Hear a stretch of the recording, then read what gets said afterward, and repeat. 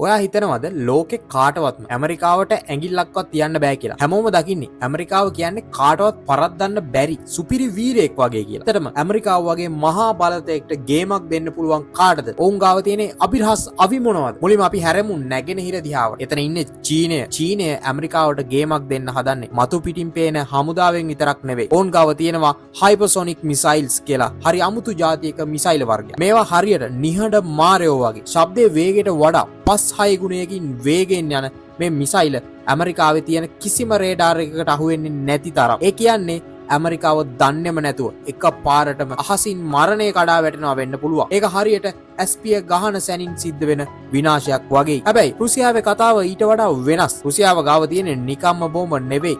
මුළු ලෝකෙම අරු කරන්න පුළුවන් සාතන් 2 වැනි මාරාන්තික න්‍යෂ්ටික අවි. හැබැයි ඊටත් වඩා බය හිතෙන අභිරහසක් තියෙනවා. ඒ තමයි ඔවුන්ගේ පොසෙයිඩන් කියන මුහුද යට සැඟවුණු රකුස. මේක න්‍යෂ්ටික ටෝපිඩෝ එකක්. මේක මුහුද යටින් ඇවිත් ඇමරිකානු වෙරළක් අසල පිපුරුවතින් ඇති වෙන්නේ මුහුදු අඩි 100 ගණනක් උස විකිරණශීලී සුනාමියක්. මුළු නිව්යෝක් නගරයම එක මොහොතකින් මුහුදු පතුලට යවන්න පුළුවන් මේ එක අවියකින්. දැන් පොඩ්ඩක් හිතන්න මේ හැම දෙයකටම වඩා භයානක දෙයක් තියෙනවා කිව්වොත් ඒ තමයි EMP ප්‍රහාරයක්.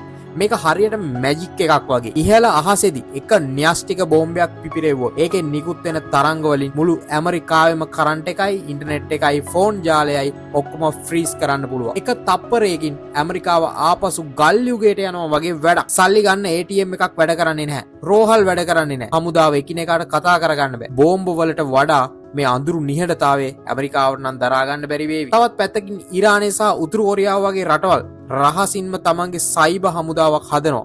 ඒ කියන්නේ පරිගණකයක් පාවිච්චි කරලා ඇමරිකාවේ බැංකු පද්ධතිය හෝ ජල සැපයුම අවුල් කරන එක. මේක හරියට නොපෙනෙන හතුරෙක් එක්ක කරන යුද්ධයක් වගේ. හැබැයි මෙන්න මෙතන ලොකුම අභිරහස තියෙන්නේ මේ රටවල් වලට ඇමරිකාවට පහර දෙන්න පුළුවන්කම තිබිලත් ඇයි තවමත් නිහඬව ඉන්නේ? මොකද ඇමරිකාවට ගැහුවොත් ඇමරිකාව පෙරලා දෙන ප්‍රහාරයෙන් මුළු ලෝකෙම විනාශ වෙලා යන බව හැමෝම දන්නවා. God bless the United States of America and God bless our Navy. Thank you everybody. Thank you. ඒක හරියට දෙන්නෙක් අතේ වත් බෝම්බ දෙකක් තියාගෙන උඹ ගැහුවොත් මාත් ගහනවා කියන තැන ඉන්නවා වගේ වැඩක්. ඉතින් ලෝක බලවතුන් අතර තියෙන මේ හීන් නූල් ගේම කවදා හරි වැරදුනොත් මොනවා වෙයිද? ඇමරිකාවට ඇත්තටම ගහන්න පුළුවන් එකම කෙනා චීනයේද රුසියාවද?